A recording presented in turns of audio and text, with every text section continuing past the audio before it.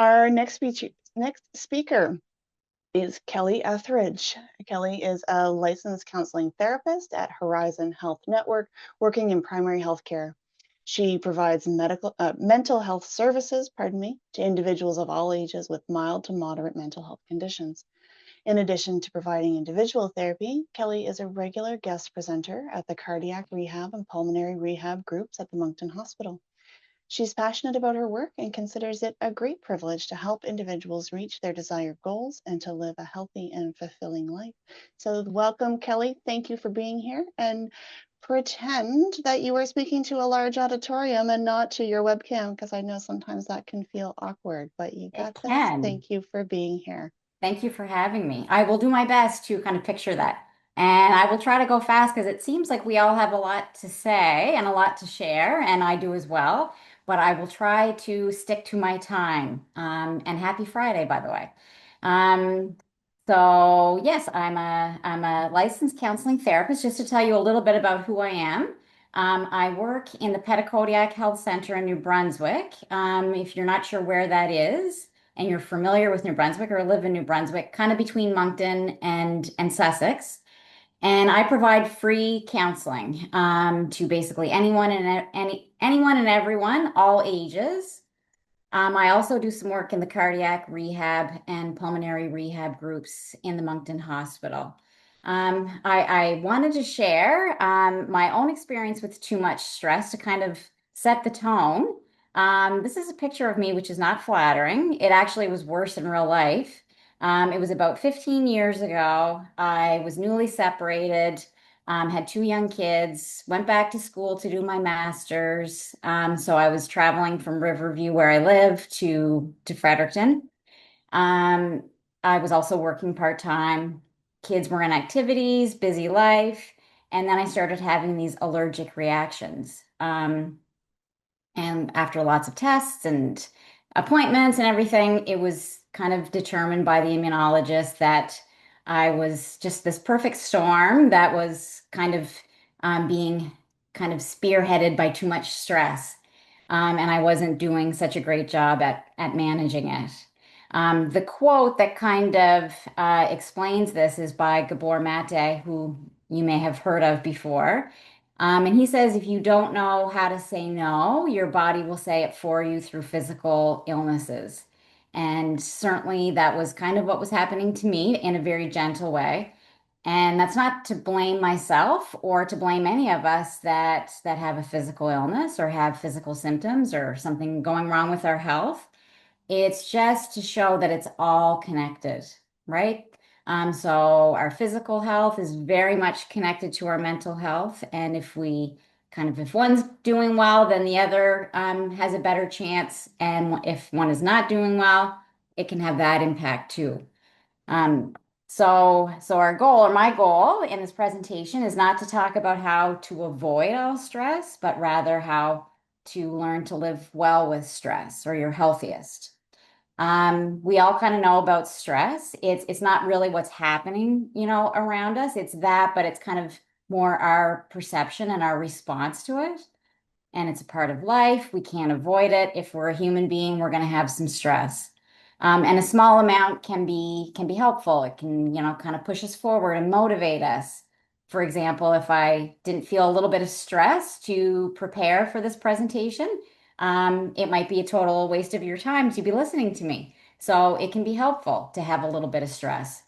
But when we have it kind of chronically or ongoing and we don't kind of pay attention to it or we don't manage it very well, it's not helpful. Okay.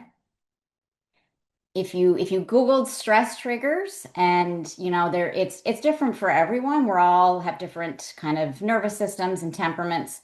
I get very stressed out going to Costco, but there's probably some of you on this call that love going to Costco and find it very, enjoyable.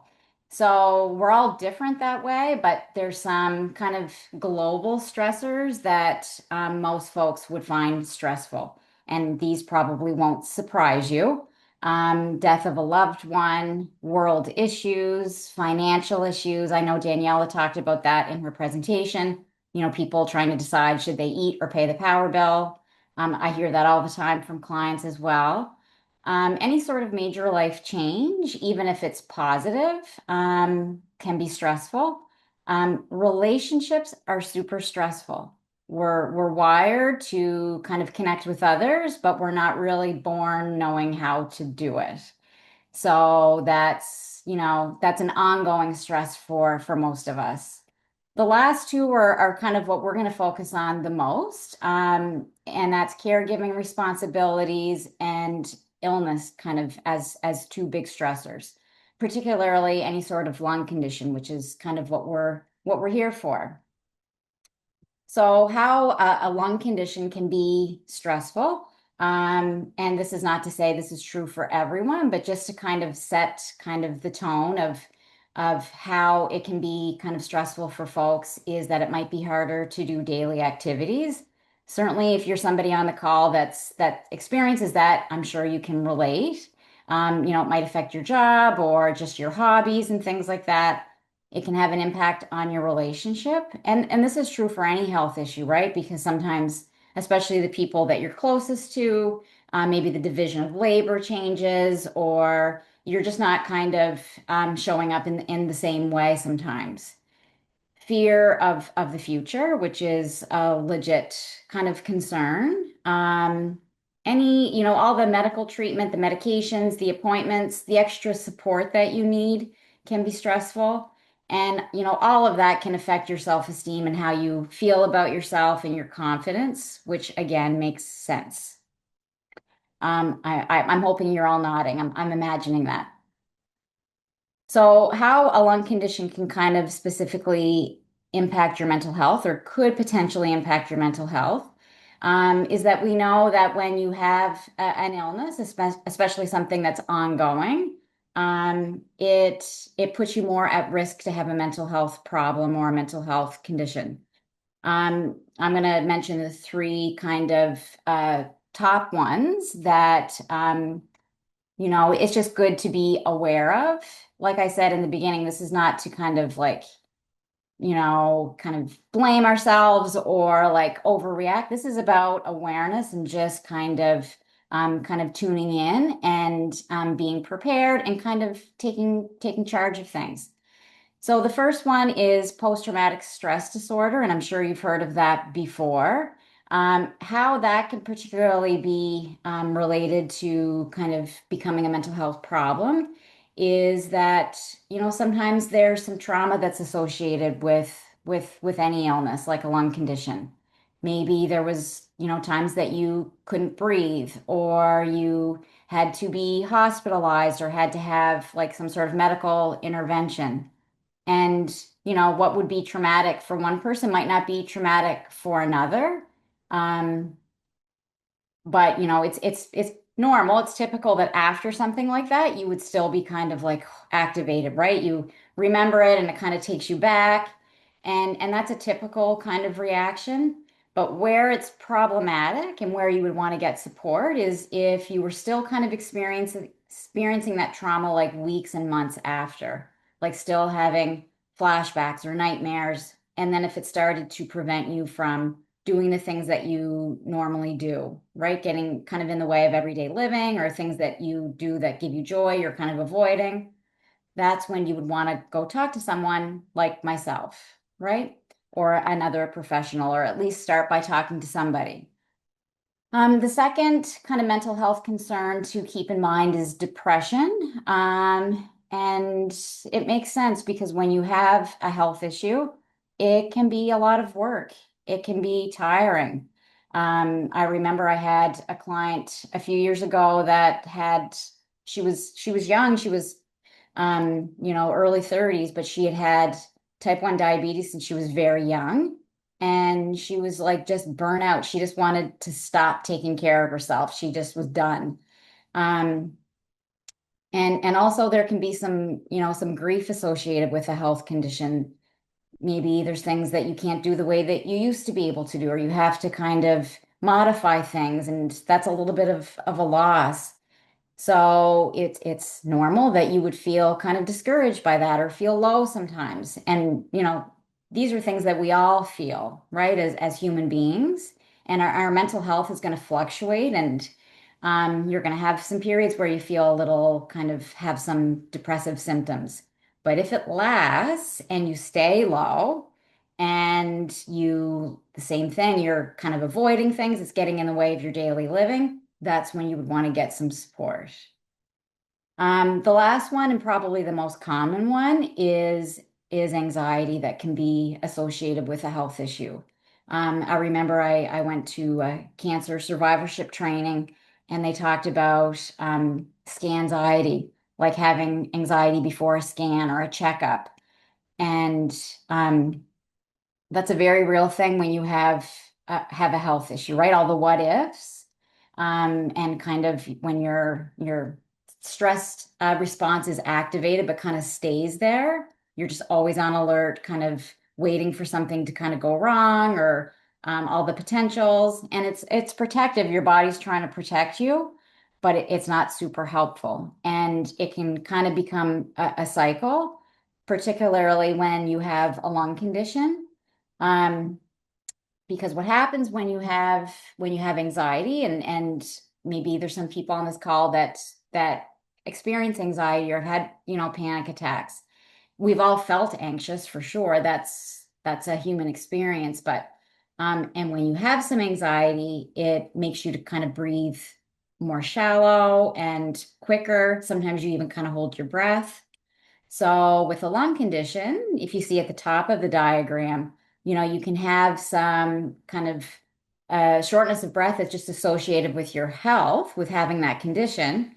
But then that can trigger maybe some fear and panic and anxiety. And then that can make your symptoms even worse. And then you might, avoid doing things that are helpful, like exercise or being with people, and then it makes your condition kind of suffer. And it's the cycle that can kind of continue until you become aware of it. And that's something that, can be worked on in counseling, and find ways to kind of interrupt that or kind of get out of that cycle and not kind of let it kind of keep going.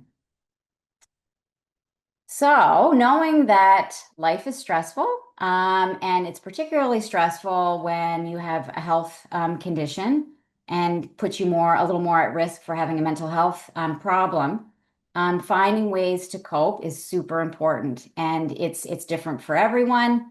What helps me, might not help you, but it's to find what works, and this is what a lot of counseling is about. Is Some people come in because they have maybe some unhelpful coping strategies and they want to work on those. And so we spend our time, trying to find some more helpful ways. And these are some of the tried and true things that are evidence-based, not things that I made up, and things that really do help. They're kind of the basics in my opinion. The first one is the importance of routine, and sounds very basic, but when you're very heightened, where kind of anxiety lives, and you're hyper aroused, we don't want to stay there. And when you're low and kind of where depression lives, you don't, and that's called hypoarousal, you don't want to stay there either. You kind of want to get back more in the middle where you're regulated. Okay. And one of the best ways to regulate your body and your nervous system is through routine, is through rhythm, like getting up around the same time, going to bed around the same time, eating regularly throughout the day, moving your body, especially if you can move kind of like rhythmically, like walking or dancing. Can be super soothing to the nervous system. And just to say a little bit more about moving, we definitely know how important that is for having a lung condition, the importance of exercise. And what I want to say, because I hear from, folks all the time in the rehab groups, is they hate the treadmill and they hate lifting weights, but it's to find something that you enjoy. Okay, it doesn't necessarily have to be the traditional types of exercise. It could be gardening or archery or pickleball or dancing. I had a lady that was in her 80s and she loved to play pool. So it's just to find what works for you and to kind of change it up. Um, the second one is the importance of staying connected as a way to really cope and help with our stress. Like I said, we're wired for connection. Um, we need it. But what happens to a lot of folks, and I hear this from people all the time that have a health issue, is they feel like they're a burden, or they don't have anything nice to say, so they're just gonna stay home. And that can be a slippery slope because, then you can get isolated. And isolation is the worst thing that you can do for your mental health. Um, so, even if you don't have it in you to be with family and friends, just leaving your house can be valuable. Just, sitting on your front step, walking to the end of the driveway, even like going to the grocery store for a couple things, going to the bank. Um, Most times, if you think about it yourself, when you leave and you come back, you usually feel a little bit better, depending on what happened. But, just getting out of the house usually does help.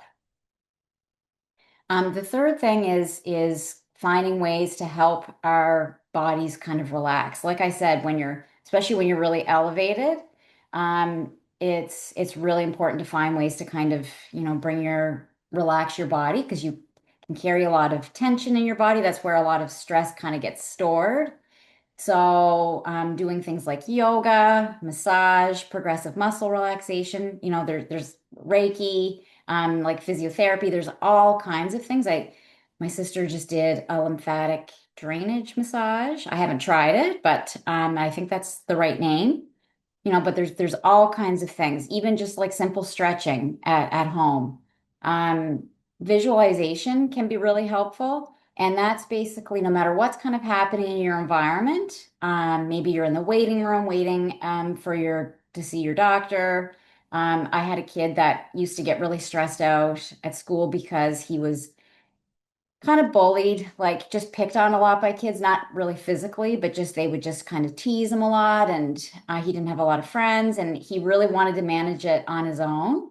So we worked on just kind of where he would go in his head. And his most relaxing place, believe it or not, was Canadian Tire. So he would visualize kind of how it smelled, all the tires and the sounds of them working on the cars. And he had it down pat because he loved to go there. So that's where he would go, in his mind when he was in a kind of a stressful situation. Breathing, especially, considering our topic today, is really, really important. And considering the anxiety cycle that I just talked about. There's all kinds of breathing techniques that you can try, whatever helps you to slow your breathing down. Box breathing is one that I tend to mention because it's a visual for folks. So you think of a box, there's four sides, and 4 seconds is kind of the key. So you just want to kind of like get comfortable. If we had lots of time, we would practice this, but I know we don't. So you're just going to breathe in for 4 seconds, then hold it for 4 seconds, breathe out for 4 seconds, and then kind of rest for 4 seconds. And what that does, it slows your breathing down, but it also kind of helps you to focus on something, which can be kind of grounding and almost kind of take you out of that anxiety cycle too. The fourth one, kind of, the business that I'm in is to let it out. You want to let your feelings out. I'm 52. If you are my age or around that age, you may have been raised like I was, which was we don't talk about our feelings. My mother would still say my sister and I talk about our feelings too much. But we know now that it's not good to keep things in because what happens is it doesn't just, our feelings don't evaporate. They get stored in our bodies and can get to a point that they're going to come out one way or another, usually when you don't want them to, at not the right time, like at work or something. So there's lots of research on the benefit of getting it out. There's a well-known psychiatrist and author. His name is Dan Siegel, if you've heard of him. He's one of my favorites. And he says you have to name it to tame it. So that's a phrase I repeat a lot in session. And it's, you have to get it out. You have to acknowledge what you're feeling so that you can settle it. So it might be, talking to get it out. Whether it's with a friend, family member, a therapist, even talking to yourself, you don't want to just let it kind of stir in there or ignore it. Writing it out, like journaling, doesn't have to be pretty, just get it all out on paper. You can rip it up, do it whichever. Some people don't want to do journaling because they think it has to be done a certain way, but the purpose is just to get it out. Any sort of creative outlets, like, sing it out, play it out, dance it out, whatever helps you to kind of release the emotions that are in there. The fifth one is all about your mindset, and that could be all of these, we could spend much more time talking about, but your mindset really does matter. Paying attention to kind of what you're saying to yourself, your thoughts, that's a big part of what counseling can be about. You've probably heard of cognitive behavior therapy, so that's kind of along those lines about paying attention to how, what you're thinking. And the way that, our brains are wired, is that we tend to go negative. It's called negativity bias. And it's, our brains are working really hard to protect us from any and all dangers that could potentially happen. But it's not super helpful, as you can imagine, because you're always looking at things negatively, even things that haven't happened or probably never will happen. So one way to kind of balance out that negativity bias is to look for the good things that are happening in the day. And that's kind of practicing gratitude. I'm sure you've heard of that before. It might sound hokey, but again, this is evidence-based. It really works. So you could keep a journal where you look at, all the good things that happened that day or just a few things. You could share it at supper. You could keep it on, on your phone somewhere. You could even just make a note in your head to say like, oh, it was so nice that my coffee was just the perfect temperature this morning, or that was the most beautiful like sunrise when I was driving to work. Um, Anything like that, because it's eventually you're going to start to notice those things. Because your brain is always going to pick up the negative, right? So we have to work a little harder to notice the positive. And the last thing that I think is super, super important is the importance of self-compassion. Because yes, we're wired for negativity, especially when it comes to ourselves. And if you were all here in person, I'm sure you would agree that you're hard on yourself, much harder than you would be on the people that you love. So self-compassion is like the golden rule, in reverse. So treat yourself the way that you would treat others, especially the ones that you love. So treat yourself with compassion, kindness, encouragement, forgiveness. It's not toxic positivity. It's, taking ownership, but just being gentler with yourself because you're with yourself 24/7. So if you can really work on that internal dialogue with yourself, it can be super, super helpful. And lastly, you're not alone. Like I said, we're wired for connection to be with others. We all need support at times. Um, and there's people like me that offer free counseling in every city in New Brunswick, through the addiction and mental health centers. And if you Googled mental health New Brunswick, you're going to find tons of support. These are some of the helplines that are available. And like Daniela, I'm glad that she was here to present the last one, the 211 service. If you're not sure where to start, if you like for yourself, for someone that you're caring for, or that you're working with, that's a service that you can always access as a starting point. So I think I did pretty good for time. Thank you very much, and I am open to questions. Fantastic. Thank you so much, Kelly. This is really insightful, and I think really helps in the respiratory health world to just understand the full human experience beyond, there's the disease or the challenges in respiratory health, but the full human experience around that is super important to recognize. Um, If anybody has any questions for Kelli, please pop them in the Q&A.